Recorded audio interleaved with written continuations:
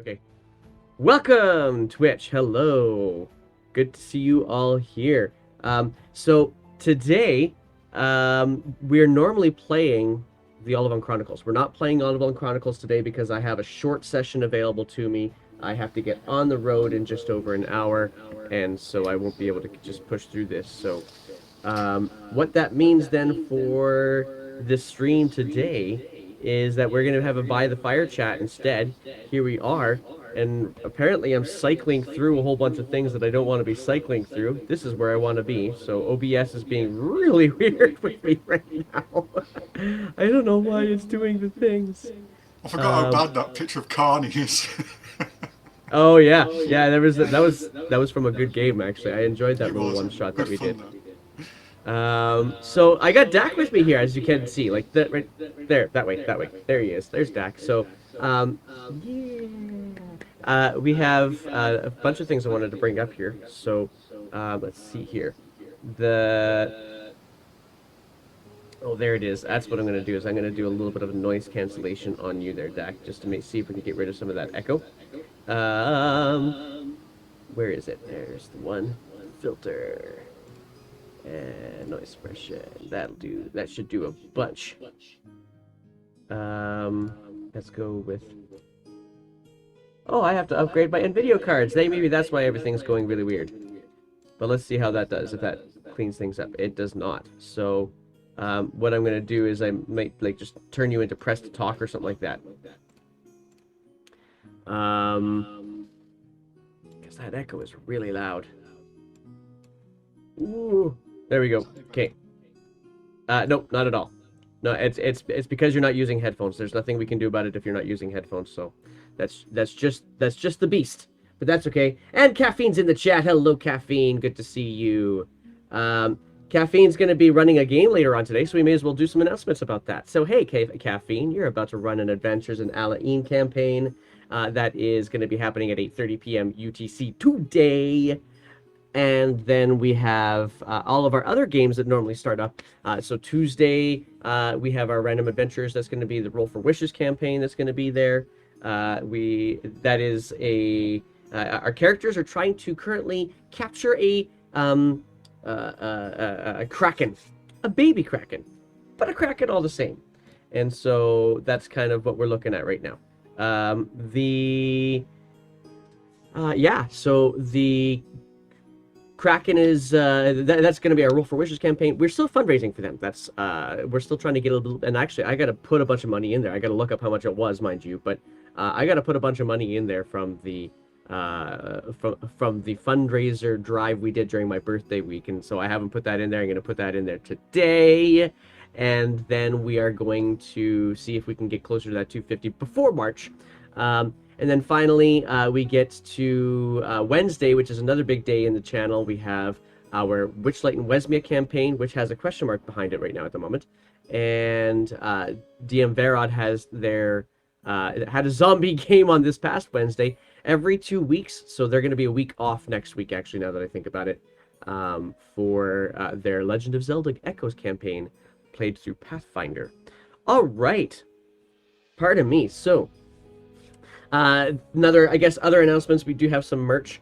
So there's this lovely thing, and the Olivon Chronicles that normally happen today as well. We have an Olivon Chronicles mousepad. We have stickers, which I now have ordered as well, and so we have a bunch of things that are happening in the merch area. You can always check that out at the merch store, right like so. And of course, if you want to donate to the Roll for Wishes campaign, you can certainly do that as well. There's all of the links in the chat right there, just like that. So huzzah. Let's see what we could do about getting some of those things up and about, if you don't mind. So today, I have designs to discuss the open gaming license that is a thing. It's a thing. Yeah, the minefield that is the open gaming license, as Dak has said too. Yeah, so here's the deal. For those of you who aren't completely familiar with it, the open gaming license is what Wizards of the Coast produced back in like 2002 or something like that. They gave everybody permission to create their own publications, create their own homebrew settings, and publish them, create subclasses, publish them, so on and so forth. So like the GM binder, all those homebrew kind of locations, they were all enabled by this OGL. So was Paizo's Pathfinder, and so was a number of other RPG setups as well. They are all based off of this OGL. Wizards got themselves in a bit of a pinch now because they have decided that they are going to update that OGL. And the OGL, as I have read, I'm actually just pulling up the article on that right now. The OGL upgrade is quite a bit more restrictive. What is suggested, or what has been suggested by way of a leak that made it to IO9. It's there we go. Okay, hang tight. Yes, okay, so I'm just finding more articles right now as I was going to go look this up. OGL IO9. Okay, cool. So this one right here. We're starting off with this lovely article. I can pull it up here on the screen for us as well, I believe, too. Let's see here. That's the one. So this article, lovely here. This is the first article about the Open Gaming License and its changes, and basically what it's trying to say is we're going to do some changes so that the original OGL is no longer a licensed agreement. Right there, you can right there. No longer. Oops, sorry, Gizmodo. No longer a licensed agreement, and that's right there. And that's the challenge for people like Paizo, Kobold Press, DM Dave, all these people who have created content with the 5th edition rules or any of the edition's rules except for 4th edition. They, generally speaking, whatever they've produced is no longer legitimate according to this OGL 1.1 if it is actually created. Now, it sounded like it was kind of captured by this really wonderful idea by Wizards of the Coast to try to make it so that there was no racist content, no homophobic content. So they capture it inside this lovely little idea, which ended up being a little bit of a distractor for us, unfortunately. But this new version has a number of things that are kind of sketchy. So the terms, the idea is that OGL 1.0A, as they call it, would be just completely voided out. You would no longer be able to use it, and anything that has been published with it in the past would not be able to use it either.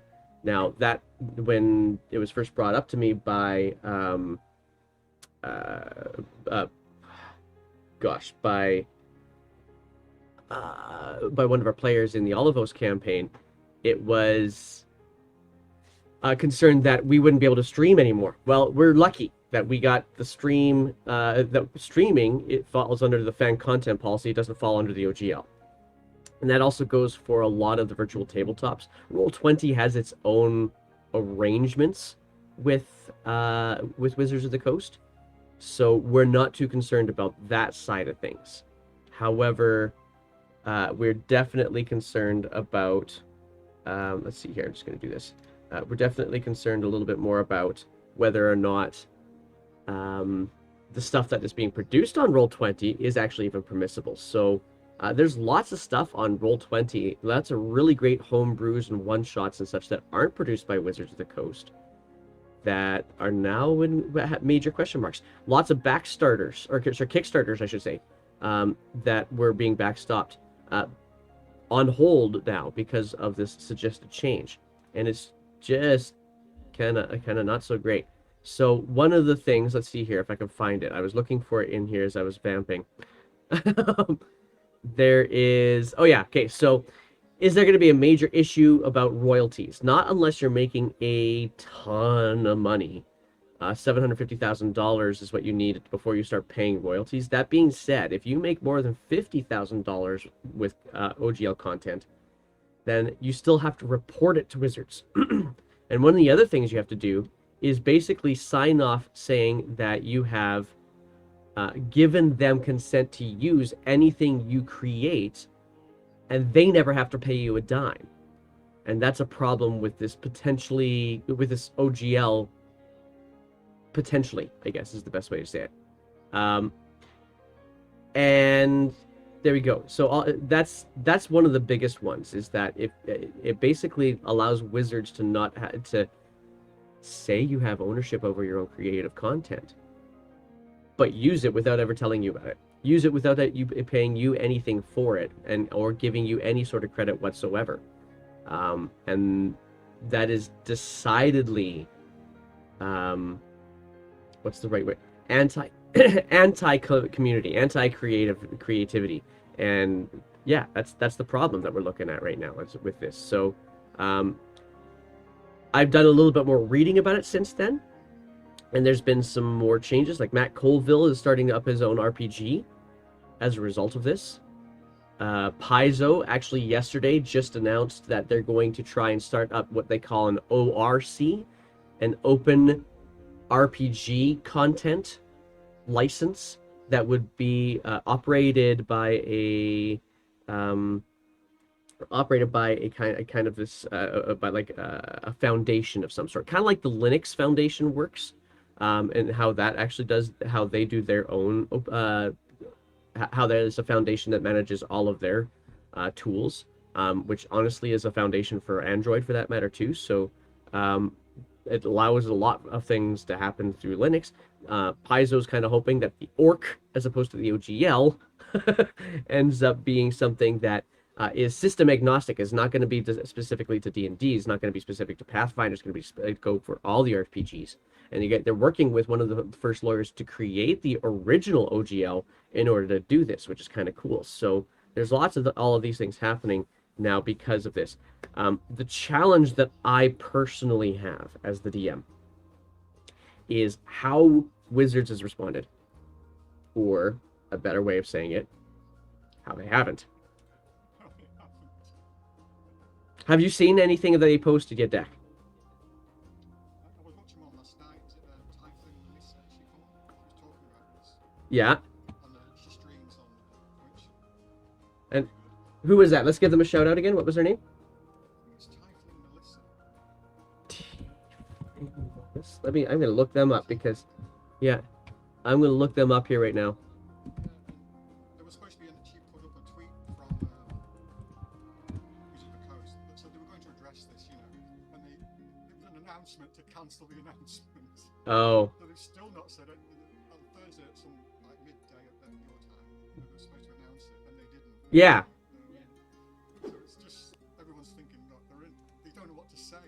They really want to do this. They really want to do it, and yet other think, Well, and that's. perhaps they feel they can't. Well, I think one of the challenges that's coming up here with it is that another well-known content creator in the world, by the name of D&D Shorts. I love his TikToks. I'm just gonna pull up his Twitter feed because just recently, I think this is it. Nope, that's not right. D&D Shorts. I'll pull it up here real quick and then we can see it on Twitter. There we go. Yep. So he posted something that I'm as much as I really love his content, I still have a red flag coming up about it because he calls it this huge leak from Wizards of the Coast that came out yesterday, and I'll pull it up here now that I can. Right there. So, huzzah. Basically, this huge leak from an insider at Wizards is what we feared. The higher-ups despise us, the D&D community, and see us only as an obstacle to their money. Subs on D&D Beyond are all what World Wizards of the Coast care about, so I've canceled mine. Let your voice be heard. And this is what the post was that he got. Ooh, it's really, really, really small. But basically it says, they are briefly delaying rollout of the OGL changes due to the backlash. Well, duh. We'll let it calm down for 6 months and then we'll do it to you anyway. That's kind of what he said. That's exactly what it says, actually. It says, bitch and whine and moan about it, and of course, people sign up anyway. Well, and I think that's kind of what the hope is that that's not going to be what happens. That people will not actually sign up right away. People will realize this has all happened, and Wizards are going to see the bottom line here. But that's what it says. Specifically, they're looking at the D&D Beyond subscriptions and cancellations, as it is the quickest financial data they currently have to see how bad and how financially impactful the backlash actually is going to be. And so, but they are, and that's what it says right here. You can see it in really, really tiny print. They are still hoping the community forgets, moves on, and they can still push this through. Now, my conspiracy theory radar is going overboard on this because there's no attribution, and while D&D Short says, yes, I have confirmed this, him posting this was a little dangerous for the person who would have shared this with him in the first place. So I'm, well, nervous for the good people who work at Wizards of the Coast and really want this D&D community to thrive. Things like this don't necessarily help them, but they, if it's true, then it creates a really big window into what's going on. Imagine it is true. I try to look for the actual thing online, and there's nothing. On Wizards of the Coast own website, all they've got is the from 2017, I think it is, the statement that allows players to stream for free and things like that. That's all they've got. There's nothing about the OGL whatsoever. Nothing right. I could find anyway. And there is in anything. It's that thing with politicians, isn't it? Journalists have realised they waffle on and say what they want to say, but that's not a denial of it, is it? No. Now they're pinning them down more and more to say, here's your opportunity to deny this thing, and if you don't, you've got to think, well, Well, I think most people think logically about things, and you can treat us like basically, if it wasn't true, you would have denied it. Said it's nothing to do with it. It's a load of bullshit. Somebody's printed it off to make us look bad. Well, so that's the thing that I'm concerned about, because of course now when I bring up this lovely next screen that I've got here, this is the only response right there in the middle there that D&D Beyond has actually given. Is, we know you have questions about the OGL, and we will be sharing more soon. Thank you for your patience. Let's be real here. We're not patient. You have basically turned off our ability to produce content. By and maybe you didn't want the leak to happen, but maybe this is good for your business that the leak happened, because there's so many people, it's gone really, really big. There's people who are talking about it on YouTube who have subscriberships of 33 million people who are talking about this. It's on The Guardian, for crying out loud. It is now a big deal, Wizards, whether you want it to be or not. And Warcraft, and he talks about all sorts of things, but he doesn't. I don't think he plays D&D, but even he's he put up something about Magic the Gathering the other day, done by a brilliant streamer called The Professor, Tolarian Community College. He does some fantastic streams all about Magic the Gathering, and he's so disappointed in them, and he's been he quit his job as a professor to stream because he loves the game so much. And now they've gone into the D&D community. It's well, oh God. And it's, I think though the delay is because they're trying to find the person that leaked it. I bet they're more concerned about the person that leaked it than all of this noise. I would not put it past them. I'm not gonna that's also a speculation thing. Hey, there's Renetic in the chat, and there's the Bard in the chat as well. So let's go through them real quick. I don't buy the leak unless the guy is an exec. He wouldn't be in the room for these discussions. Yeah, there is that too. 60,000 people signed the petition. That is on top of your calculations there. 10 million current subscribers. And then, of course, Renetic here now. The OGL at BS. Wizards of the Coast already screwed up Magic the Gathering, so I was waiting for them to F up D&D. Yeah, all true. And while I'm not gonna lie to you, Bard. I'm definitely with you on that. The Bard is saying I don't buy this. It sounds like somebody has just made something up because they're pissed off at Wizards. It sounds they'd have to actually be in the room for the leak to be legit. So, like, the conspiracy theory radar is going off. But here's the thing, Bard. How they work. Well, that's right. And here's the thing, the Bard. Here's the concern I have. If it wasn't legitimate, then shouldn't Wizards of the Coast or Dungeons and Dragons immediately come out and say, no, somebody's making some fake shit up about us? And yet they didn't.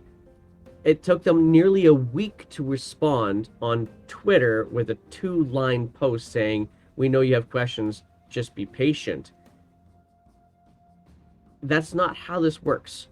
If somebody has leaked a document and it's not accurate, you immediately deny it. You post what's currently in progress and alleviate some fears and get feedback. You turn it into a positive PR thing. You don't leave it behind. And yeah, hey, Archives of Nethys, good to see you. Yes, we are talking OGL today. And there's also, let's see here. Guesses they're setting up a stream to walk through the new OGL and explain it line by line while the changes aren't big. That is something that they would do. I think that makes sense, Bart, actually. I really hope that when they do bring up the OGL, then they do actually bring it up in a way that they go through it line by line, discuss it in details, and help all those people who are not lawyer speak friendly understand their intentions, and then we can start picking it apart with it however we want to do so. I think this is a bit of a smokescreen, personally. For what? People are upset about the OGL, content creators. People are worried if I stream something, for the past iteration of the game, will they come down on me? That sort of thing. But the thing that worries me the most is the statement, "We want to monetize players." And that isn't fake. They've said that. We know they've said that. And OGL is not monetizing players. No, it's monetizing creators and DMs who mostly buy it. I mean, the worst is yet to come, I'm telling you. What they're going to do with D&D Beyond. The Magic the Gathering, I was thinking about it. What they're going to do? They're going to have like 300 figures of these minis in a set for their virtual tabletop. 4 common, 2 uncommon, 1 rare. And they're all the really good figures are rare. Buying whatever, $5, $10, $15, whatever they're going to price it at. Right. And get into that collection thought that people are into. I want to collect the whole lot. I want every mini. I want to have the best game out there. I think that's what's coming. Well, and I think something similar to that anyway. That seems to me the only way of monetizing it, unless you're going to shut down Roll20 and Fantasy Grounds and the other virtual tabletops from doing D&D. Just you can only get D&D on D&D Beyond. Well, and that is potentially an outcome, but I'm not going to speculate on that. Let's see here. Caffeine said, and Caffeine, you're not the only one who's thought about this. As soon as D&D Beyond was actually purchased out by Wizards of the Coast, a number of the commentators in the D&D world said, well, the writing's on the wall. This is what's going to happen. D&D is going to stop being its community focus. Dungeons and Dragons company is going to remove its community focus. And yeah, I know the Bard, they don't always do that. But I do know that if you're a community-focused organization, you're not going to leave your community in a lurch. Being a member of a number of larger organizations myself, and knowing exactly how they would respond if they wanted to keep that trust going, they don't sit in silence. They send at the very least, they send a message saying, either A, what's been leaked is not accurate. That's like if even they just simply said that, guys, what's been leaked is not accurate, then people would stop freaking out. That would be it. They would have shut it down. There would be no freak out. They would have been able to get all the D&D Beyond subscriptions they want, but they didn't do that. And so I'm pretty certain that that's going to be the thing. They will monetize players through D&D Beyond subscriptions in their virtual tabletop. Therefore, they need to prevent people using their intellectual property against them in those formats. Now, that's what the Bard is saying.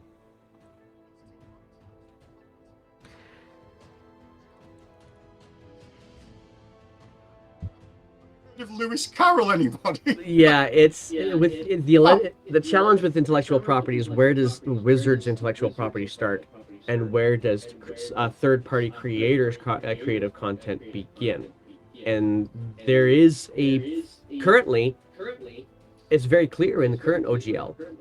And while we don't like, but the Bard is right. We can't make any final decisions until OGL 1.1, or actually, I think they just re-announced it as OGL 2, whatever it's going to be called. Until the update is actually out, you can't really make a final decision. What you can do, though, is very clearly say what you want to have happen to the best of your ability. And he's right again. There's millions of subscribers to D&D Beyond. But if we see if they see a large enough dump that they can see the writing, and really here's the other part of it. When they created 4th edition, and Dak, I know you love 4th edition. There are many great things about 4th edition. I hate 4th edition. Okay, fine. You hate 4th edition. But 4th edition, when they came out, they tried to do basically something that was going to replace the OGL. And only 2 big publishers actually picked it up. And as a result, people didn't create content for 4th edition. And if people aren't creating content, then there's nothing to drive it. And that's what they're facing now. I really wish they had actually learned from their past mistakes and gotten better at this when they, instead of doing this nonsense that they're doing now too. So Archives of Nethys in the house. You are saying, word I heard was that Hasbro had their first post-crisis meeting on the subject with Wizards of the Coast creative team yesterday, and the speculation among the community was they were trying to find someone trustworthy, willing to be stuck in front of a camera to end up being the face of this thing. And that, oh, that, I suppose that would be true. Like, would you want to be the person getting onto their stream and saying, so this is happening, this is the detail, watching the chat come in and saying, okay, there, you don't want to be the messenger that everybody shoots. I get that. You kind of have to have somebody step up and say, no, this isn't true. Or, yes, it is true. Here's how we're making it better for you. Or anything that's gonna salvage the future of 1D&D. And I don't know what it is, honestly. But here's what I do know.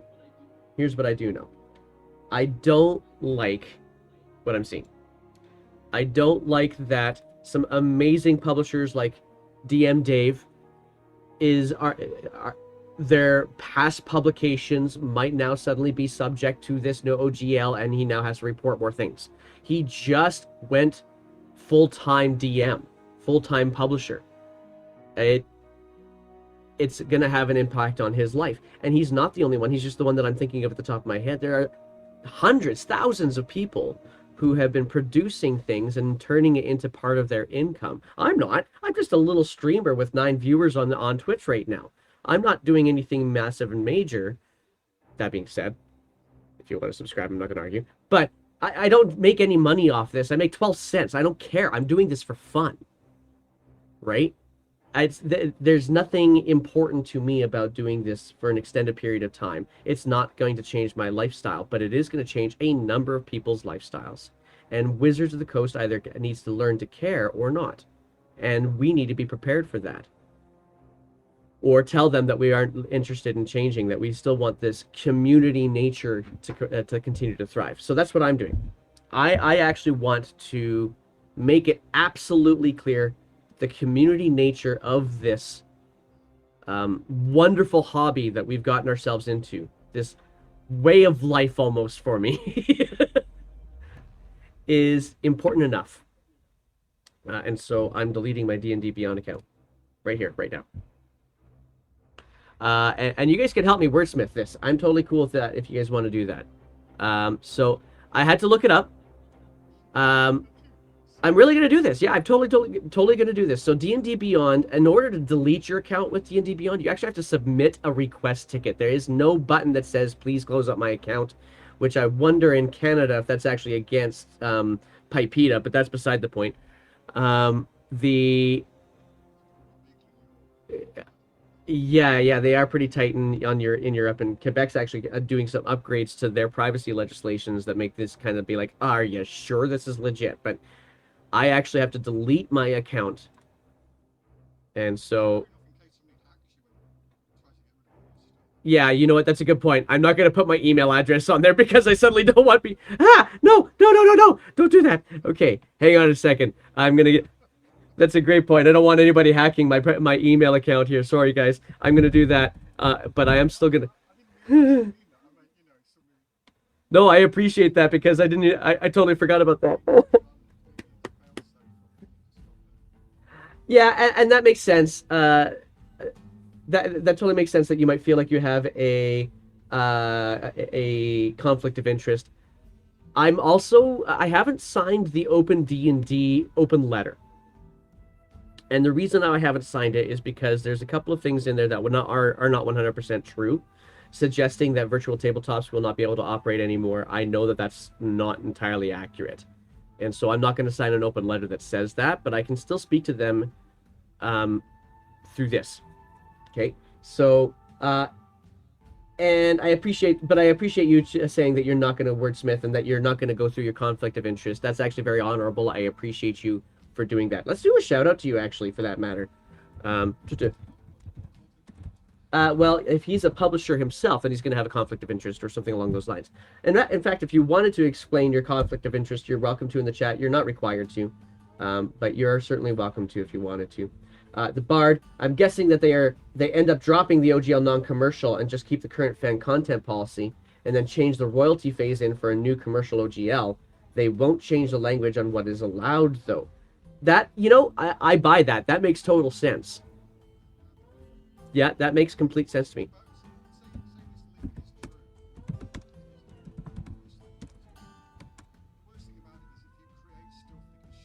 And just take your thing and make money out of it.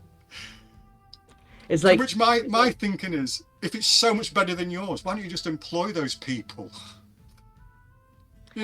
Like say Matt Mercer and Critical Role. That's so brilliant, and you think yours can't stand up to it. Just employ them. And that's the thing, they actually have.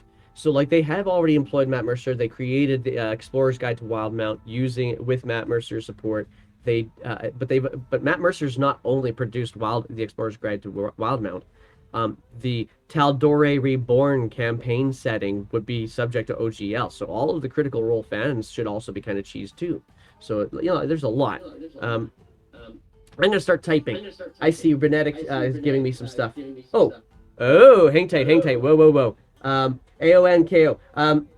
Conflict of interest is that I am the editor of Paizo's official SRD as explanation. Look at that. I am learning more people's names in the community. So, then you know what? I gotta say, big thank you to Archives of Nethys for being in here with us then, because if you're part of Paizo, you're definitely in the thick of this right now with you and coming up with your possible orc. So that's Paizo is one of those groups that actually came up with this new idea of a foundation concept of an open game license, the open role-playing game content license, I think is what it is. So your subcontract, which is good, so I appreciate that mentioned there, but I am a big fan of the orc idea.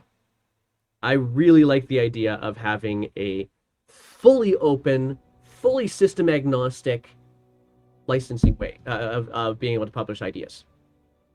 I think that's freaking brilliant. I really hope it works out, because that would be the best way to compete with Wizards nonsense.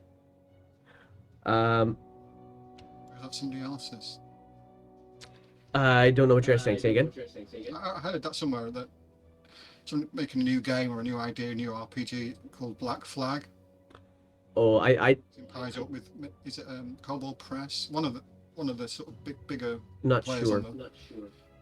I know Matt Colville said that he's going to be doing a new RPG, but I don't know what that's going to look like. I don't even know if he knows what it's going to look like yet.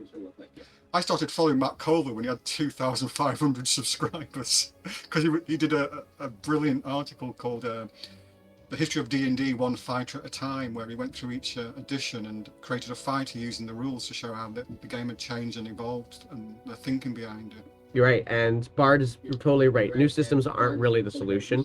An orc, like the open RPG license, that would be a good solution, I think. But he's right. New gaming systems aren't the solution. There are some really fantastic gaming solutions, or gaming systems that are out there. The Star Wars spin on Fifth Edition, I don't know if falls into that category, but it's still kind of fun.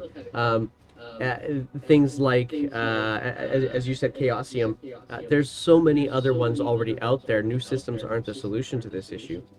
The actual solution to playing this. D&D way back in the early 80s. Right. It was RuneQuest, was it? And GURPS came out pretty soon. And yeah, and AON. It never really competed with D&D, even though. And Archives of Nether is also clarifying something. I appreciate that. Orc is not a Paizo thing. Paizo's getting involved with a whole bunch of other publishers. So I shouldn't say that it's only Paizo's thing. The fact, I do appreciate though that it's happening.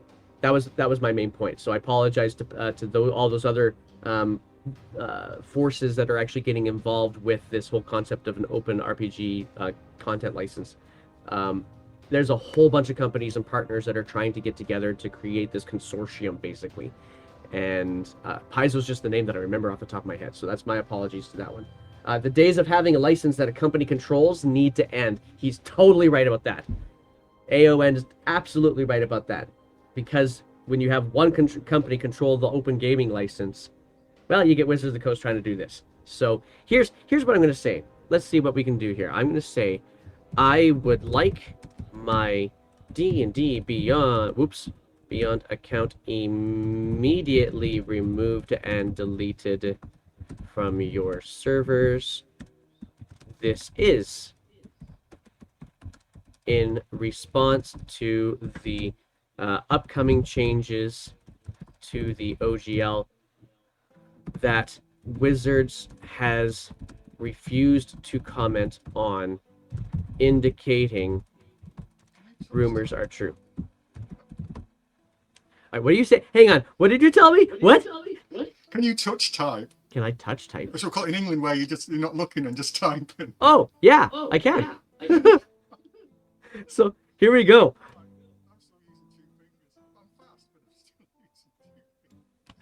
Yeah, I am not a hunt and peck. That's what I call hunt and peck, is when you've got that going on. But no, I do touch type. That was something my parents ingrained in me.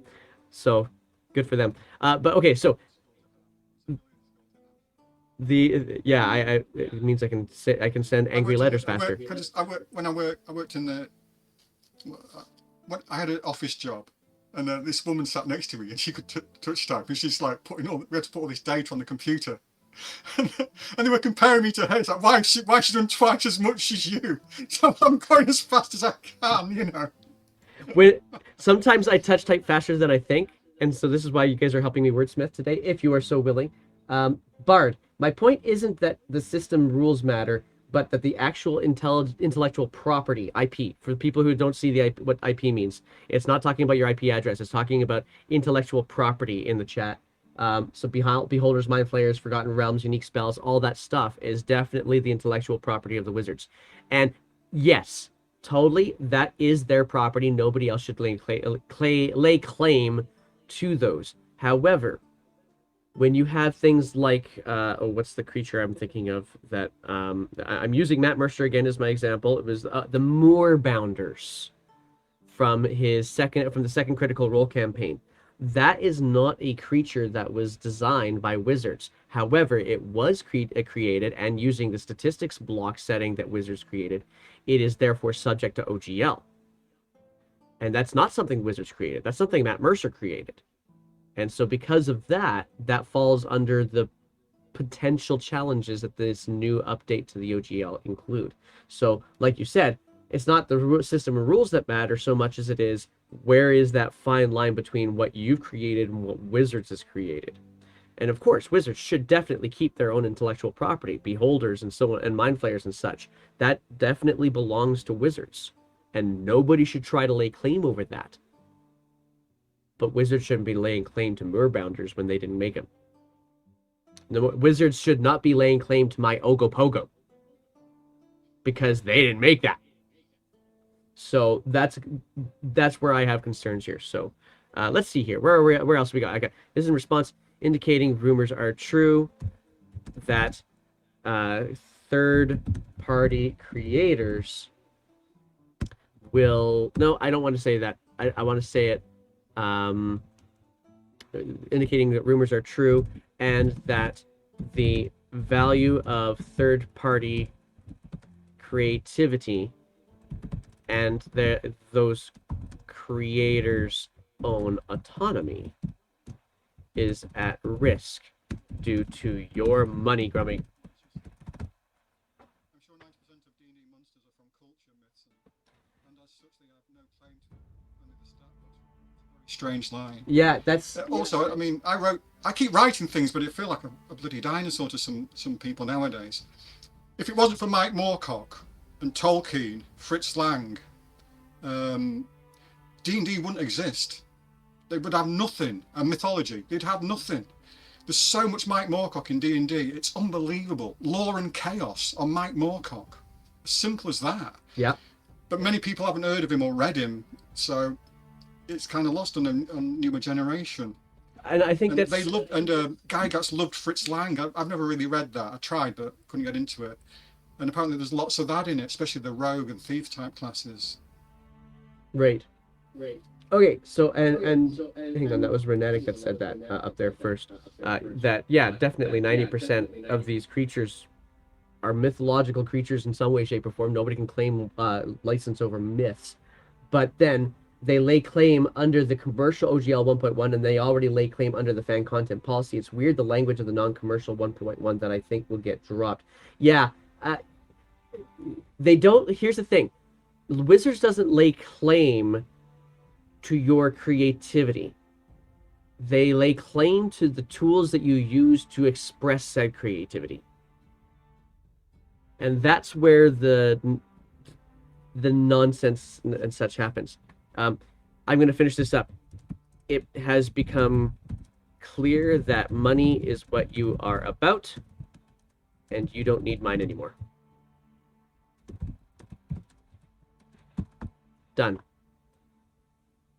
Here we go. Oh, there you go. You see the name, guys. First time you've ever seen the name.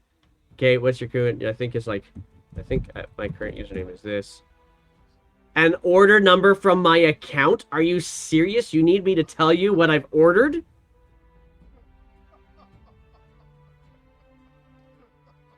In order to delete a DMB DBon account.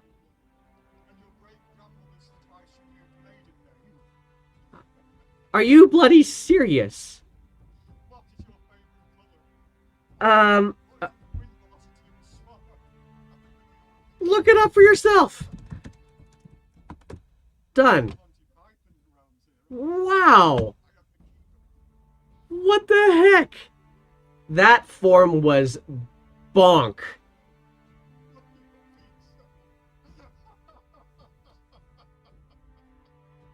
Like...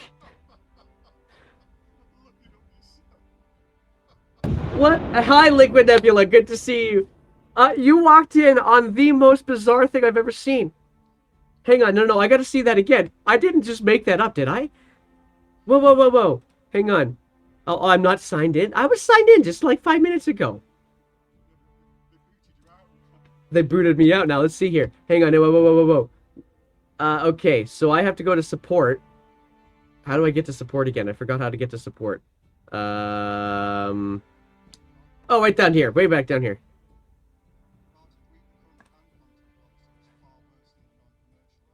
Well, we'll look at that in just a second because there's a few things in there that actually allow what we do to continue support. I don't want a new thread. Okay, fine. Contact us. Maybe that's what this is supposed to look like. There we go. Yeah, contact information. Submit a support ticket. There we go. Here we go. So this one was where I went. So I went to go D&D Beyond account deletion. I wonder why they would have put that as second from the top. Anyway, you put your email address in your subject description, your first name, and an order number from your account.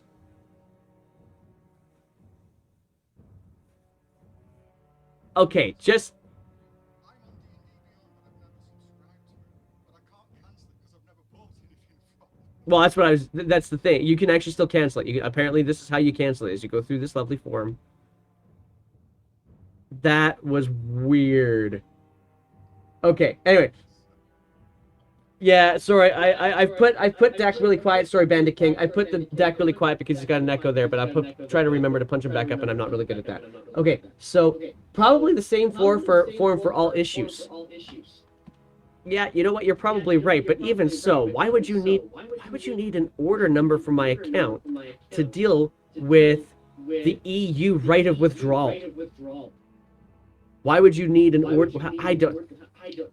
Here's the thing, guys. I create computer software or internet software. I run a software that runs across Canada that operates. I think we're up to just under 1 million registrations for music festivals. You don't need that information. You can get it yourself. There's no reason for them to ask that question. This is my job. This is my business that they're making this kind of stuff. You don't need this stuff. That's bizarre. Maybe it's a case of like Wizards of the Coast haven't amended it, and the people that had D&D Beyond before weren't as computer au fait as you. Oh, maybe. Okay, so we're gonna go back a bunch here because I totally skipped a bunch of chats here. One of them, read the current fan content policy. Let's do that. You know what? Let's do that right now. Your friend is very quiet. Fan content policy. There we go. I don't think Chipperfy's in with us today. Okay, so here we go. This is the good stuff right there. Okay. So let's zoom in on this so it can be seen really cleanly and easily. One word, free. You can use Wizards intellectual property. You can use it. I did read this. This is very You restrictive, don't actually, own when you read it. Yeah, This you is don't. what I found on their website. Yeah, so you can't require payment, surveys, download subscriptions, or email registration to access your fan content, which we don't. We're good. No problem. Okay. You can't sell or license your fan content to any third parties for any type of compensation. Again, we don't. Your fan content must be free for others, including Wizards, to view, access, share, and use without paying you anything, obtaining your approval, or giving you credit. I'm cool with this. The challenge with this one, though, is they've said you don't have to. What they should have also added in there, and it's policy, so they can actually add this in there. What they should have added in there is you should give credit, but you're not required to. Because there are a lot of really cool pieces of fan content out there that really deserve for the person who first created the idea or first suggested the idea that it actually be shared and credited appropriately. Because honestly, I'm quite happy with the idea of touting really amazing ideas, and I don't like the idea of somebody else. I would hate it if I ever got myself in a position where I accidentally used somebody else's fan content and didn't say who it was that did it. Because y'all are amazing people, and that's what makes a community a community. Okay, so that's, you can, however, subsidize your fan content by taking advantage of sponsorships, ad revenue, donations. That's what we're going for here. It's unofficial. Don't hurt other people. Don't hurt Wizards. Well, I guess I might be doing that now. I mean, with all 12 viewers I've got, I might be hurting Wizards. Yeah,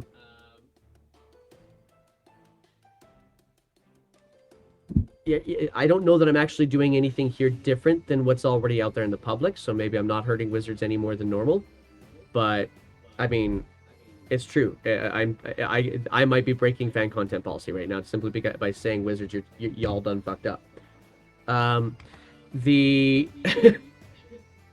Don't use Wizards logos? No problem. I have no interest in it. Don't mess with the legal notices. Don't use Wizards intellectual property in other games. And don't use... That one's an interesting one. Because I gotta wonder how on earth Don't use the wizard's intellectual property in other games. Um, okay. Rule books and tokens and You put figures. Beholder, playing Alien, and one of the xenomorphs is a Beholder. Yeah, like That goes if you're against playing it. Zweihander and you end up deciding to throw a mind flayer out there, then does that mean you're not allowed to do that on stream? Hmm. Probably. That's what it says, isn't it? That is what it says. How interesting. Don't use Wizards video or music in your fan content. No problem. I've never seen that though. I mean, not because I think many people have read this policy. It's just like people just tend to stick with the Well, and they don't want. milieu that they're using, for want of a better phrase. Yeah, they don't want to either. Like, I mean, aside from Midnight Syndicate, there's not a lot of stuff that I would want to do with that anyway. So, okay. No bad stuff. We have the right to stop or restrict your use of Windsor's intellectual property for any reason that's damaging. Basically, if you are going to do racist or anti-LGBTQ content or something along those lines, yeah, you deserve to have your ass whooped by Wizards if that's the case. So I'm fine with that. Practice safe sponsorship. We understand that great fan contents can sometimes require special equipment. If we're okay with you using third-party sponsors to subsidize costs if you follow a few rules. Don't sponsor something that would be harmful to Wizards. Or don't use a sponsor that would be harmful to Wizards. Guys, this is super easy. Make it clear that they're acting as a sponsor only. 100%. Keep any shoutouts, mentions, and credits to a reasonable length. Don't associate Wizards with your sponsor. Okay, this is so easy. Like, I understand that it sounds restrictive, but it's not all that bad. It's super easy to follow. Follow the law of the land. It's your fan content. So you are solely responsible for ensuring that your creations don't violate laws of your region. Yeah, okay, so if I'm violating the laws of Canada, wow. If I'm violating the laws of Canada, I'm really being bad. Because Canada's pretty forgiving. But hey. One last thing. Please don't pull us into any legal battles. Our lawyers are busy enough. Well, that is really true today. Your lawyers are definitely busy enough. Okay. I looked at this fan content policy. Oh, what does it cover? Pretty much anything that you create based on or incorporating our intellectual property. You use a stat block, it's fan content policy. I do a stream online, it's fan content policy. So all of that follows into what is intellectual property includes the cards, creatures, books, games, gameplay, pictures, stories, logos, animations, artwork, plots, location. Wow, there's a lot listed there. So I might be in trouble using the Modesto font. The Modesto font, the one that says "By the Fire" right now underneath my face. I might be in trouble by using that.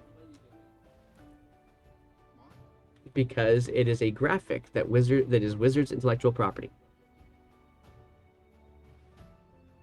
If I were not using that, then that might not be a problem.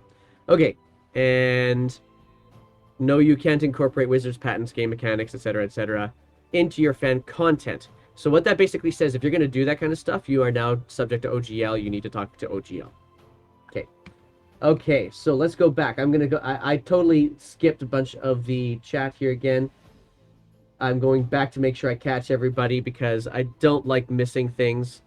I don't find that fan content policy particularly restrictive. I feel like it's honestly common sense. I'm not too concerned about it there, except maybe the fact that I'm not allowed to use the font. Because I like their font. I'm not going to lie. I do like their font. Okay, so we go back here to wow, that's ridiculous. I'm so glad I never signed up to Beyond. And I'll be honest, I've found that Roll20 has done a lot of big upgrades to their D&D 5th edition sheets, and I'm happy with what they're doing, and they still do great stuff there. They have their own agreements with Wizards, so I'm not worried about whether or not that's going to still kick around. Again, Liquid Nebula, thank you for the follow.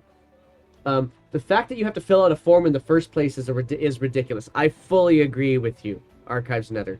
I think that if you want to delete your account, you should just be able to hit a button. I understand them hiding the button so you don't accidentally delete the account, but it should just really be a button and a confirmation thing.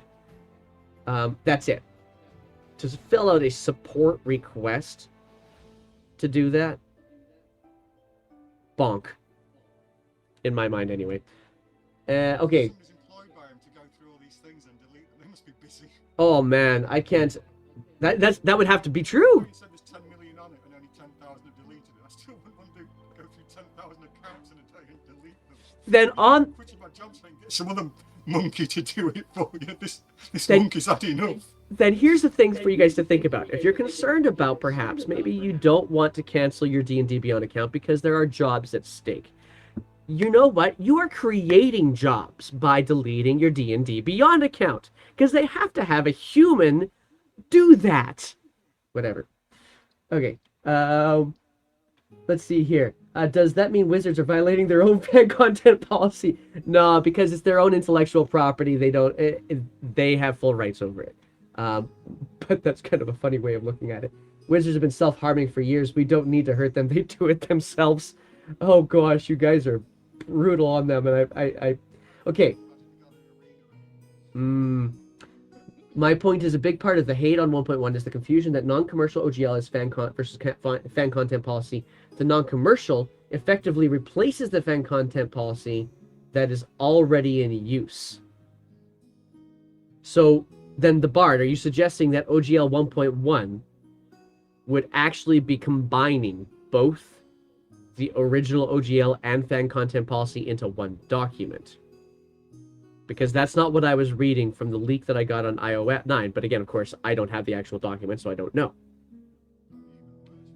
That would be... I don't know. It could be actually very clarifying. It could be very clarifying.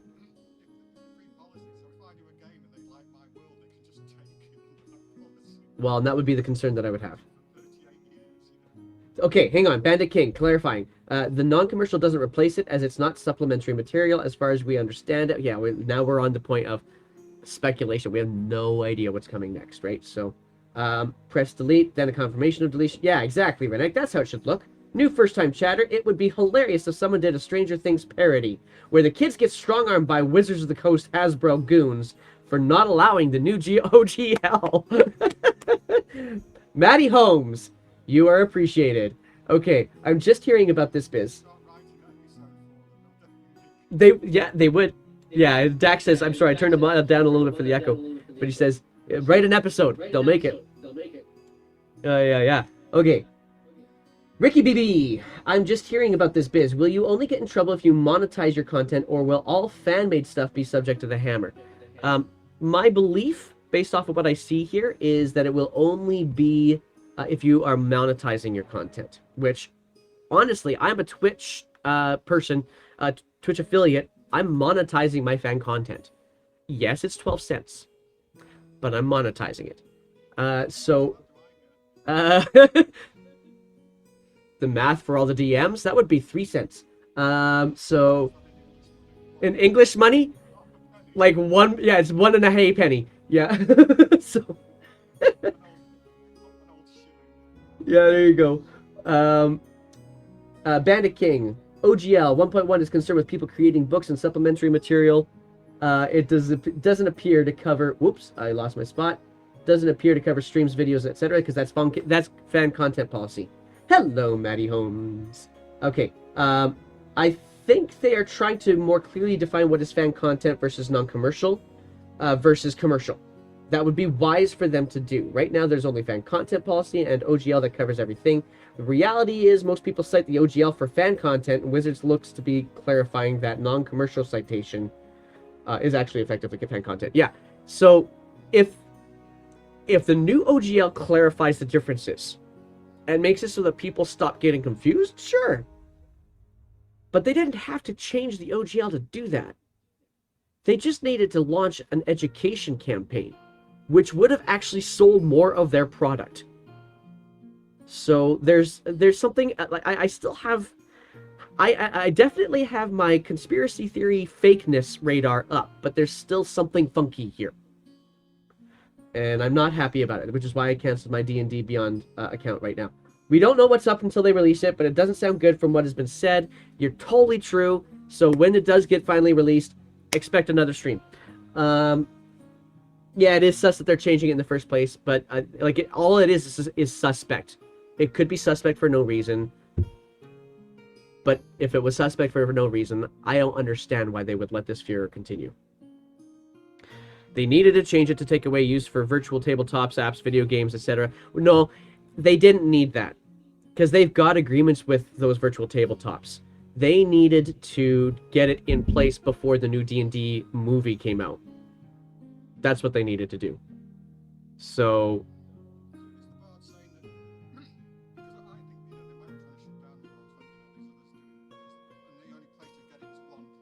yeah. Called 6th edition that they're calling 1D&D. Yeah. I think the much more marketable name is Open D&D. I do like that name. I don't like the letter, but I do like the name. I have to actually wrap it up because I have to get on the road here, guys. And this is... Woo! This is a big deal. This is a big deal that's happening. So here's the thing. I've closed up my D&D Beyond account, but here's the other thing that I have to do. Yeah, that's... If you're not making money, you can still have your work confiscated. That one is a little nebulous there, Bandit King. I'm not sure that's actually accurate. I think because it's under fan content policy, you still have access to use it, and Wizards has access to use it too. But yeah, anyway. We'll have to get back to this on another stream, I guess. That's cray. Nonetheless, I will. I actually have to have a conversation with one of my games. So for those of you who are new to the channel, thank you first of all for joining on this conversation. Bandit King, thank you for the follow. Appreciate you. You can jump in to see our games, our fan content policy, adhering to games, to be clear, and a follow from Ricky BBE. Thank you very much. Yep. Yeah. Don't pay. No, that's not true. If you want to subscribe, I am not gonna argue. It is for fun for me anyway, guys. I do actually want to see if I can raise up some subscriptions simply so I can buy some third-party content, not Wizards content, third-party content to be clear. Exactly. And so, but I do want to say, I let you know about the other things that happen on our channel usually. So we have on Tuesdays, we have my random adventures. We roll the dice to pick the game. We roll the dice to pick our characters. We roll the dice to pick the class, race, everything. Everything is decided by dice. Except for this time, we kind of narrowed it down to homebrew content made by Make-A-Wish International. So we are rolling for wishes. You can see our little fundraiser bar there right now. You can jump in to the Tuesday game at 1 p.m. UTC, where currently our characters are trying to wrangle mythical creatures, fan content policy acceptable, to bring to this animal sanctuary. So that is the Roll for Wishes campaign that's happening on Tuesday. On Wednesday, the Witchlight in Wesmia campaign, While Beyond the Witchlight, ported into my homebrew setting, is all happening there. Fan content policy acceptable stuff. And then in the evening, Paizo Pathfinder version of things instead, as DM Verod is playing Legend of Zelda Echoes. That is definitely OGL stuff. And then on Fridays, normally at this time, we see, of course, the Olivon Chronicles, a homebrew campaign that we have here, 1 p.m. UTC. And then at 8:30 p.m. UTC, today even, as well as next week, is Adventures Vala'een, another homebrewed setting set up by our DM Caffeine, who you can see in the chat. I'll give her a quick little shout out. Caffeinated Arcade, right there. Okay, so feel free to jump in with her as well, as she'll be also streaming here for her campaign later on today. And oh, good. Yeah, I've had a chance to peek in ever so briefly. There's Caffeine right there in the chat. Caffeine is my chaos monkey. I don't know, maybe I shouldn't say that, but Caffeine is just full of chaos every game she plays with us. So she's in our Witchlight campaign, she's in our Olivos campaign, and she runs her own campaign. Ricky BB, you are wonderful, thank you. And I will put this out there, we do have merch. for some of our characters as well, including the mouse pad for all of on Chronicles. We have, of course, Windy J logos and stuff. If you're interested, and stickers, especially the stickers. The stickers are actually seem to be one of the higher request items in the first place. So we have a D's Nuts sticker, logo sticker, and a Pollinella the Bee sticker.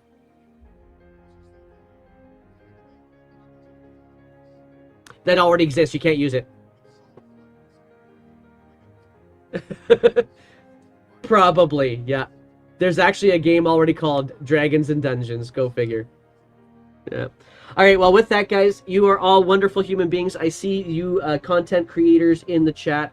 I appreciate you guys so much. I'm really sorry that you have to go through some of the craziness that has been happening here, but I am here for you all the way through this, and I appreciate you guys for joining the stream as well, joining the chat, and I hope you guys have an amazing rest of your week. Peace out, guys.